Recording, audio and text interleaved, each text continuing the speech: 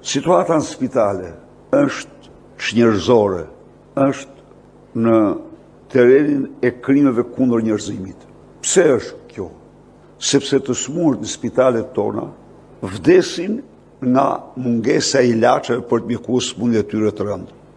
Para 3 muajsh, pas një seri denoncimeve të një gazetari kurajoz, që i bëri një shërbim shumë të madh vendit, të mungesës së tmerrshme të ilaçeve dhe të aparaturave në spitalin onkologjik, Edi Rama deklaroi se aty kryhen krime kundër njerëzimit dhe tregoi me gisht mjekët. Krimet kundër njerëzimit i kryen ata që vjedhin parat e caktuara për blerjen e ilaçeve të smurëve me sëmundje neoplazike.